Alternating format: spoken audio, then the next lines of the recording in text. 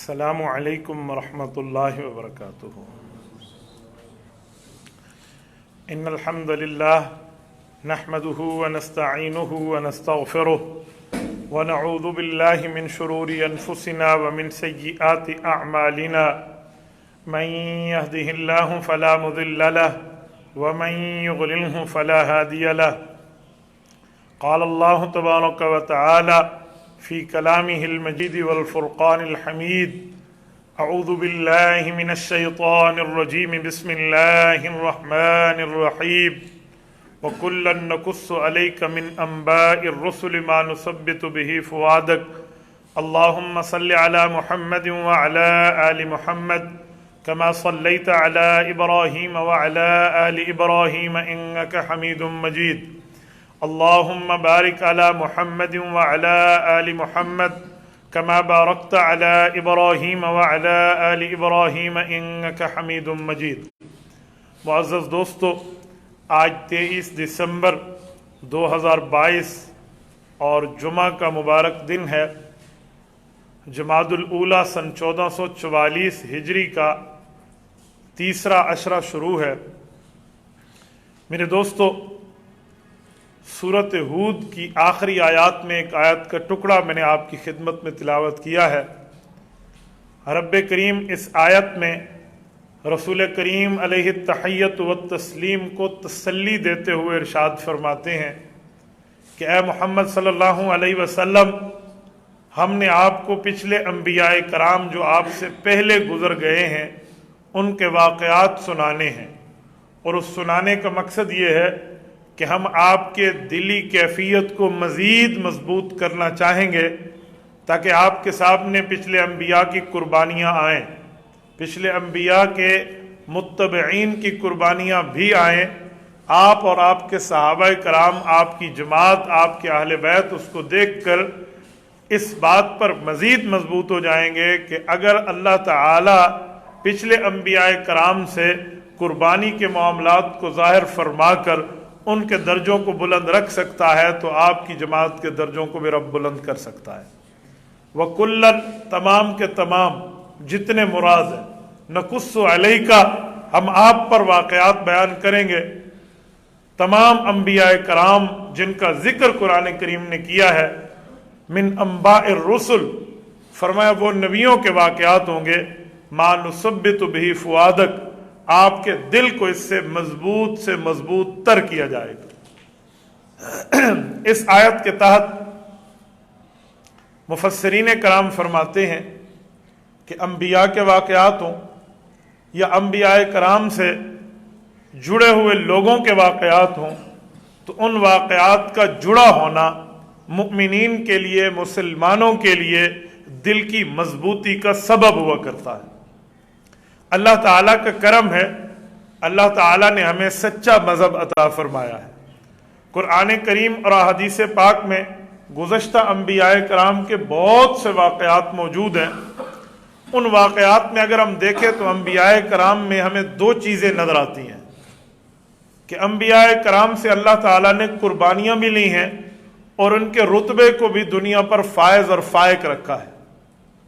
انبیاء کرام کو مضبوطی کا درس رب کریم نے دیا ہے کہ آپ جب دین کا مسئلہ بیان کر دیں، دین کی بات لوگوں تک پہنچا دیں تو آپ مضبوط سے مضبوط تر رہیں۔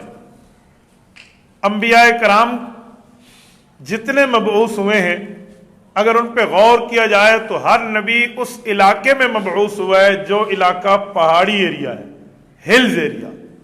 بہت میرے خیال میں نہ ملنے والا حوالہ ہوگا جس میں یہ ہو کہ کوئی نبی اس علاقے میں مبعوث ہوا جس علاقے میں پہاڑ موجود نہیں ہے۔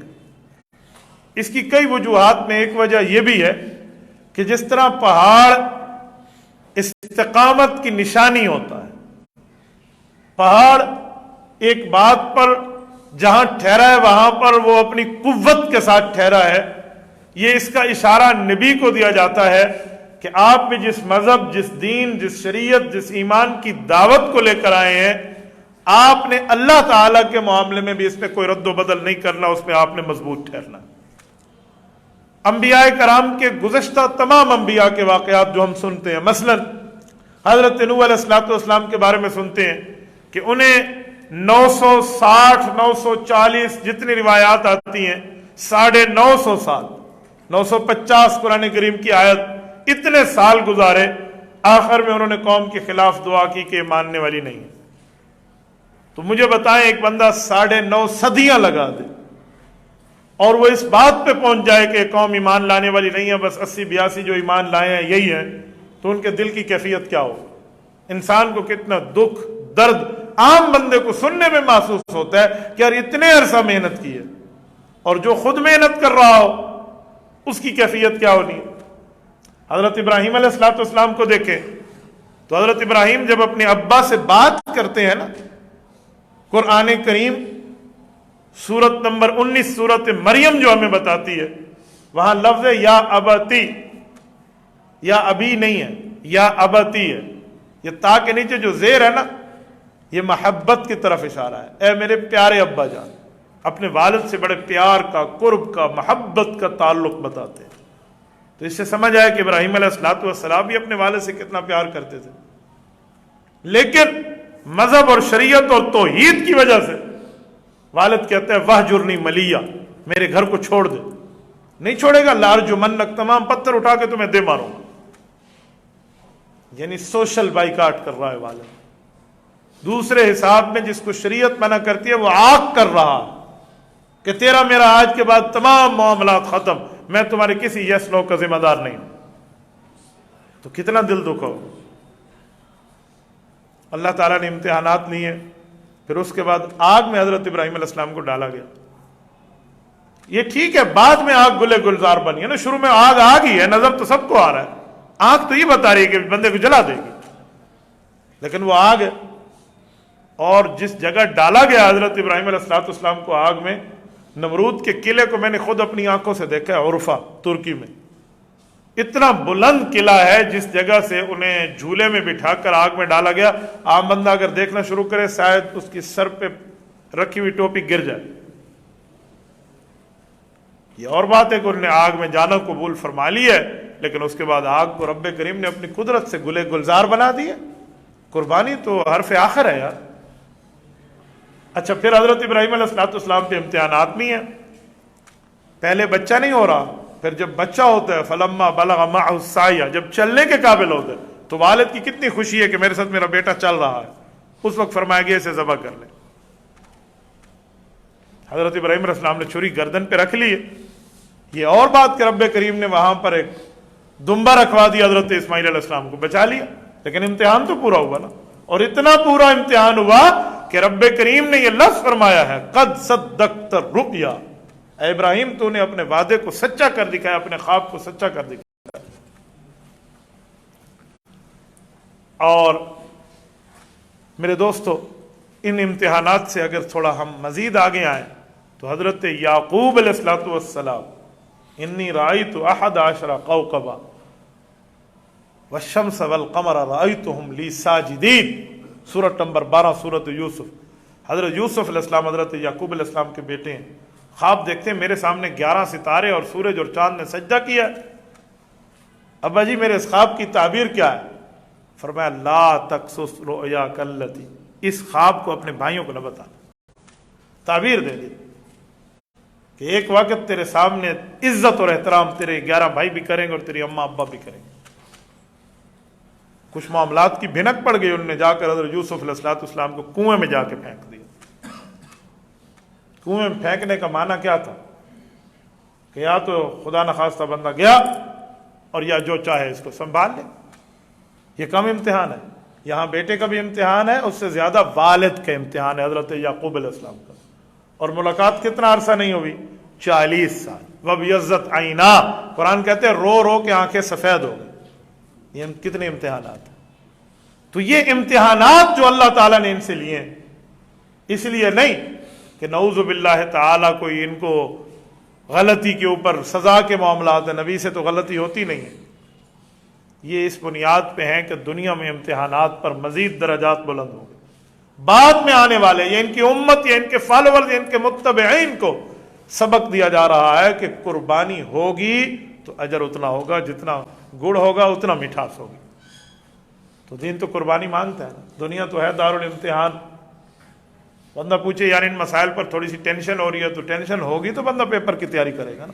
جس نے اپنے سر پہ سواری کچھ نہ کیا ہو اس نے خاک تیاری کرنی ہے. آپ اور ہم جیسے جب ہم بیٹھے ہیں تو ہم آ کے اس طرح کے واقعات دیکھیں گے، ہمیں معاملات نظر آئیں گے تو ہم اس پر اپنا کچھ قبر آخرت کے معاملے کو سیدھا کریں گے. یہ ہمیں اصل سمجھایا جا رہا ہے. اچھا پھر 40 سال بعد ملاقات ہے، اور ملاقات میں وہی سجدے کو دہرایا گیا ہے جس کو عقیدت کا سجدہ کہتے ہیں، جو ان کی شریعت میں جائز تھا، ہمارے ہاں اللہ کے رسول صلی اللہ علیہ وسلم نے منع فرما دیا. لیکن قربانی تو ہے نا باپ بیٹے کی. اور یہ حضرت یوسف اور حضرت یعقوب علیہ السلام جو باپ بیٹے ہیں، اگر ہم دیکھیں نا کہ حضرت ابراہیم علیہ السلام کے کون ہیں، تو حضرت ابراہیم علیہ السلام کے پوتے اور پڑ پوتے ہیں. حضرت یوسف علیہ السلام حضرت ابراہیم علیہ السلام کے پڑ پوتے ہیں، اور حضرت یعقوب حضرت ابراہیم علیہ السلام کے پوتے ہیں. یوسف بن یعقوب بن اسحاق بن ابراہیم علیہ السلام، پورے خاندان سے قربانی. حضرت موسیٰ علیہ السلام کو دیکھیں، جس گھر میں پلے بڑے ہیں اسی گھر کے اندر حضرت موسیٰ علیہ السلام کے امتحانات شروع ہو رہے ہیں. بیوی کہتی ہے فرعون کی، مومنہ ہے نا وہ، کہ بچہ ہے، کہتے نہیں میرا دشمن ہے. بچپن سے امتحانات ڈال دیے. کیا؟ ایک طرف پھل فروٹ رکھ دیں اور ایک طرف آگ رکھ دیں، جی کس کو اٹھاتے ہیں ذرا دیکھیں. یہ فرعونیت کے معاملات ہیں. حضرت موسیٰ علیہ السلام کا مزید کچھ معاملہ آگے ہوتا ہے تو حضرت موسیٰ علیہ السلام کو فرعون سے مقابلے میں بھیج دیا جاتا ہے.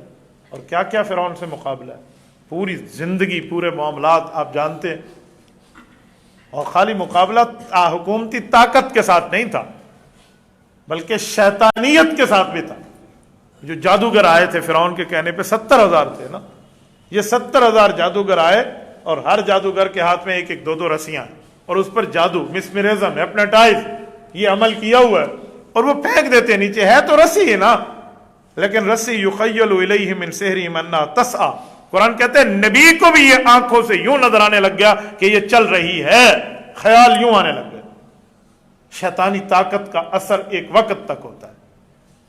رب کریم نے حکم فرمایا یا موسیٰ لا تخف، اے موسیٰ آپ اپنے قریب خوف کو نہ آنے دیجیے. والق ما فی یمینک، آپ کے ہاتھ میں یہ عصا ہے، زمین پہ پھینکنا آپ کا کام ہے، اور ان 70,000 رسیوں کی جادوگری کا کام تمام کر دینا ہمارا کام. حضرت موسیٰ علیہ السلام نے پھینکا ہے نا، قرآن کہتا ہے تلقف ما صنعوا، یہ پھینکنا تھا اور ان کا یوں ختم ہو جانا تھا. انما صنعوا کید ساحر ولا یفلح الساحر حیث اتى، کیونکہ جادوگری تھی اور جادوگر کبھی کامیاب نہیں ہوتا. دنیا میں کہیں نہ کہیں اس کا داؤ پہ چل بھی جائے تو آخرت تو ناکامی اس کی ہے ہی. تو یہ کم امتحان ہے. مجمع عام میں قرآن کہتے ہیں یوم الزینہ، عید کا دن تھا، مجمع جمع تھا، ہالیڈے تھا، سب چھٹی میں تھے، کوئی ورکنگ ڈے نہیں تھا. پوری دنیا کے سامنے یہ کام ہوا تھا، کسی علیحدہ روم میں بھی نہیں ہوا، ایک پارک میں باقاعدہ پوری اپنی سلطنت کی طاقت فرعون نے لگا دی تھی. لیکن پھر اس امتحان پہ اللہ والوں کو رب نے بدلہ بھی دی. حضرت موسیٰ علیہ السلام کو وقتی طور پہ تھوڑی سی تکلیف، تھوڑی سی یوں محسوس ہوئی، جسے قرآن کہتے خیال آنے لگے چل رہے ہیں، تو اللہ نے اس نبی کا بدلہ بھی فوراً دیا. اس نبی کی دلجوئی بھی کی ہے، دلداری بھی کی ہے. کیا؟ جب ان جادوگروں نے دیکھا نا کہ ہماری کارستانی یوں ختم ہو گئی، ان سب نے ایک دوسرے کو آنکھوں میں دیکھا، ابھی زبان سے نہیں بولے تھے، آنکھوں سے کہنے لگے سرکاری پیسے کی طاقت پہ تو ہم آ گئے فرعون سے پیسے لے کے، لیکن یہ وقت کا نبی لگتا ہے، اس پہ کلمہ پڑھ لو، اپنی ایمان لے آؤ اور آخرت بچا لو. ان سب نے کہا ہم حضرت ہارون اور حضرت موسیٰ علیہ السلام کے رب کو مانتے ہیں، فرعون تجھے نہیں مانتے. اور پھر میں یہاں ایک جملہ کہتا ہوں، یہ 1 منٹ سے لے کر 10 منٹ کے معاملہ ہے جو فرعون تک بات پہنچی ہے. ان سب نے کلمہ پڑھ لیا ہے.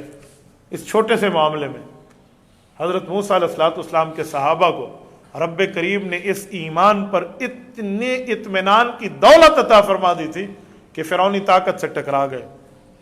یہ نہیں دیکھا کہ ہمیں ابھی تنخواہیں بھی ملنی ہیں، ہمارے کوئی ٹی ڈی فنڈ بھی آنا ہے، ہماری معیشت اس سے وابستہ ہے.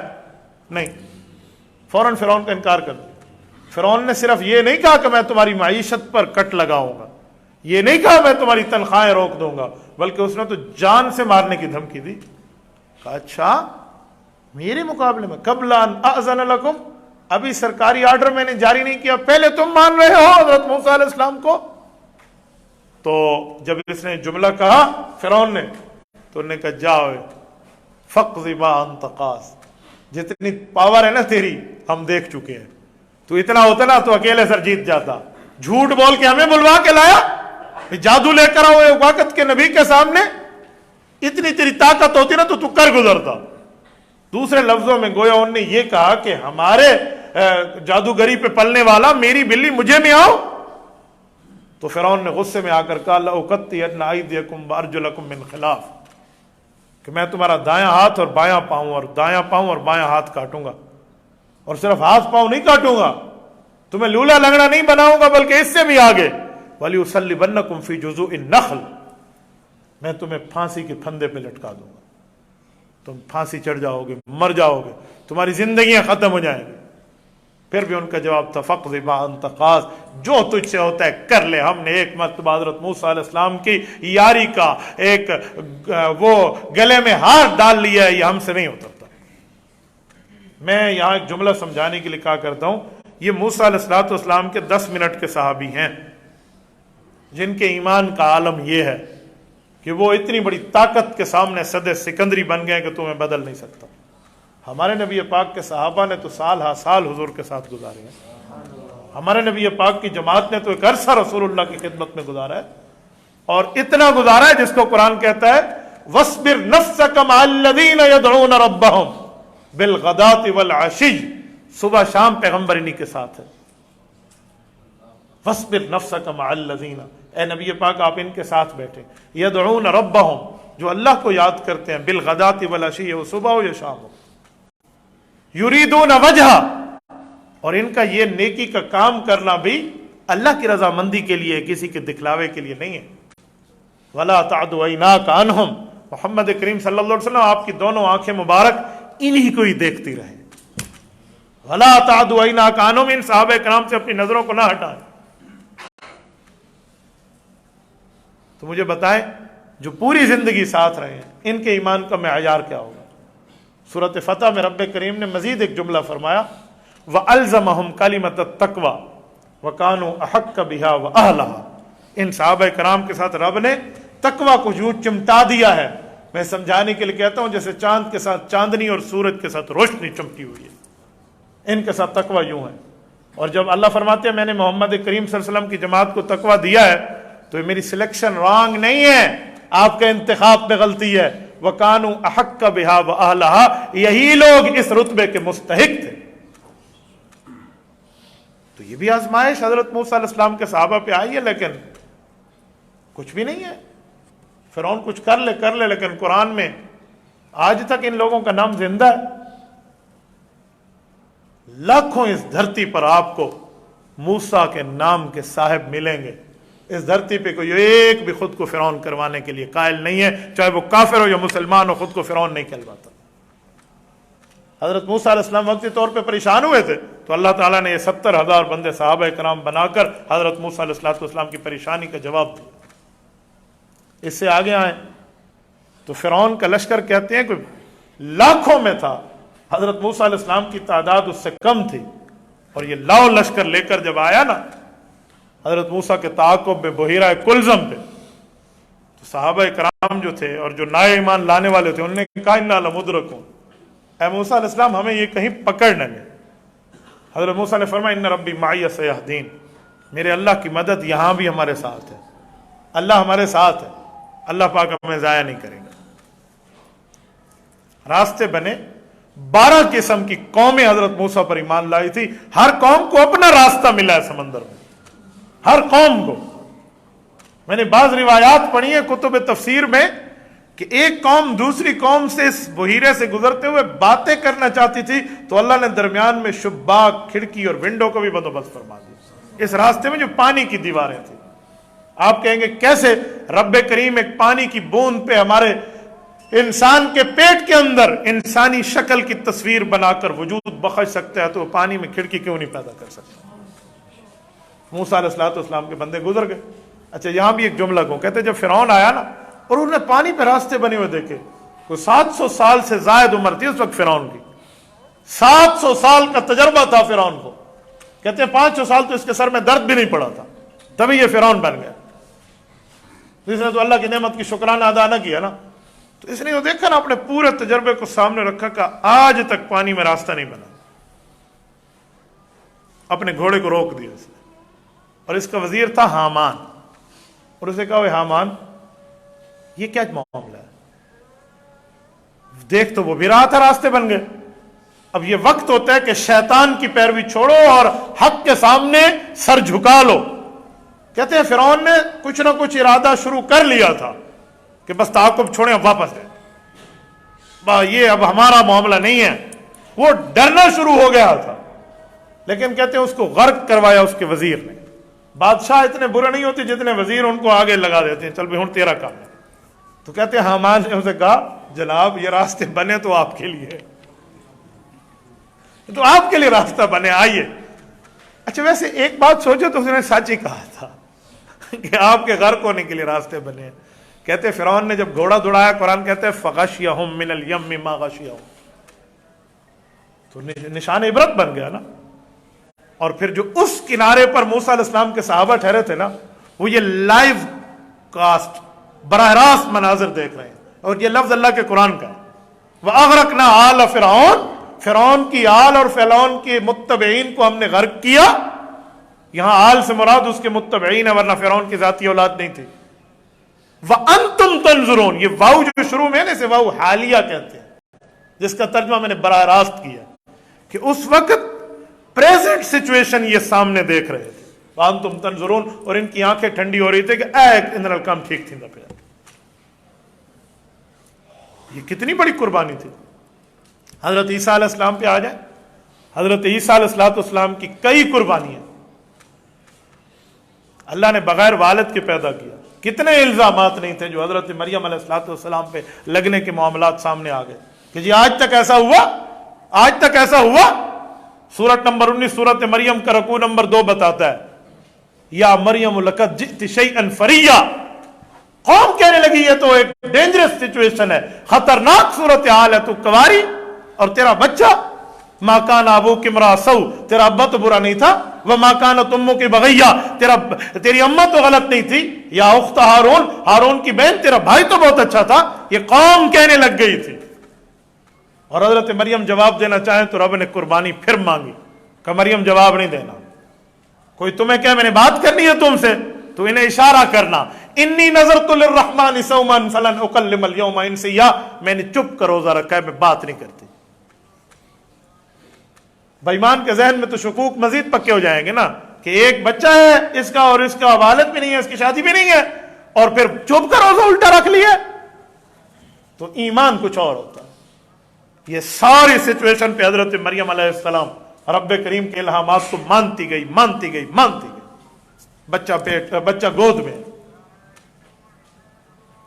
تو پھر اللہ رب العزت کی طرف سے آیا کہ کوئی کہنا میں بات کرتا ہوں, تو کہنا فاشارت الیہ, اس بچے سے بات کرو.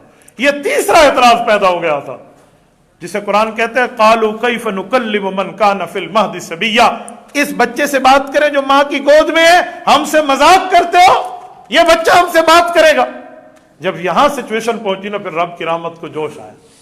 رب کریم فرماتے حضرت عیسیٰ کو رب نے ماں کے گود میں قوت گویائی دے دی, اور انہوں نے وہیں سے کہا قال انی عبد اللہ آتانی الکتاب وجعلنی نبیا وجعلنی مبارکا اینما کنت واوصانی بالصلاۃ ما دمت حیا وبرا بوالدتی ولم یکن جبارا شقیا والسلام علیک. پوری ترتیب ہے قرآن کریم کی, ایک ایک موقع پہ بتایا کہ میں اللہ کا بندہ ہوں, میرا نام عیسیٰ بن مریم ہے, اور مجھے رب نے دنیا میں اپنی ماں کے ساتھ اچھائی کرنے کے لیے بھیجا ہے. علماء لکھتے ہیں یہاں لفظ تو ہونا چاہیے ماں باپ کے ساتھ اچھائی, لیکن یہاں والد کا ذکر نہیں ہے, صرف والدہ کا ذکر کر کے حضرت عیسیٰ علیہ السلام نے اپنی ماں کی سچائی کو ذکر کیا ہے کہ میں اللہ کے امر کن سے پیدا ہوا ہوں. وَبَرًّا بِوَالِدَتِي, just for my mother only, صرف اپنی والدہ کے لیے.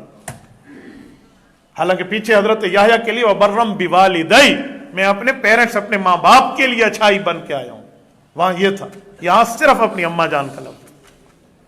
تو حضرت عیسیٰ علیہ السلام اپنی والدہ پہ لگے ہوئے الزام کو کاٹ کر دنیا کے سامنے پیش کر رہے ہیں. تو یہ کم الزام تھا.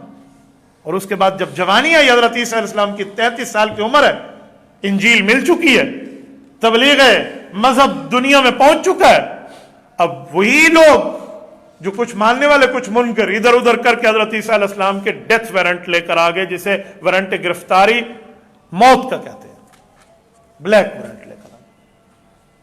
اور رب کریم نے پھر اس وقت بھی حضرت عیسیٰ علیہ السلام کے ساتھ جو کرم کا معاملہ کیا, قرآن کریم اس کو بھی بتاتا ہے. رب کریم نے فرمایا اذ قال اللہ یا عیسیٰ, اے عیسیٰ علیہ السلام, انی متوفی کا, میں تمہیں مکمل وصول کروں گا, یعنی تیری روح بھی اور تیرا جسم بھی.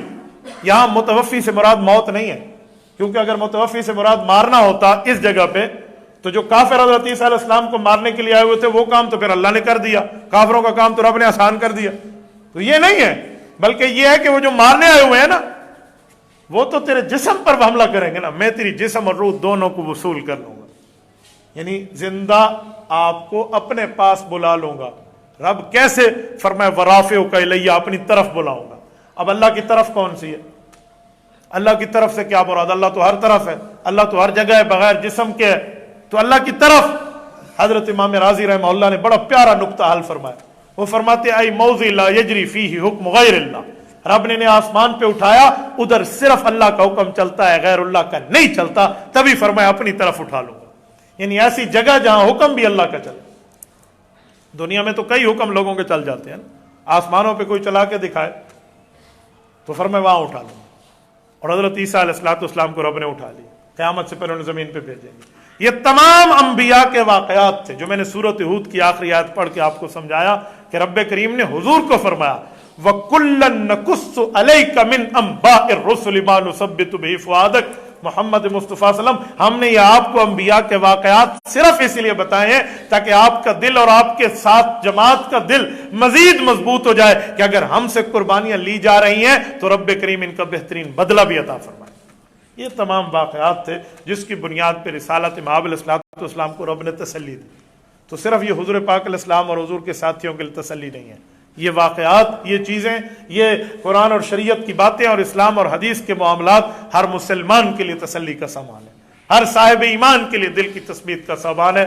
دعا فرمائے رب کریم ان تمام انبیاء کرام کی قربانیوں کو اپنی بارگاہ میں مزید قبولیت سے نواز کے اللہ تعالیٰ ان کے رتبے کو عام فرمائے, اور ہمیں رسالت مآب علیہ السلام حضور کے صحابہ اور اہل بیت کی اللہ تعالیٰ میں محبت کاملہ, محبت تامہ عطا فرمائے.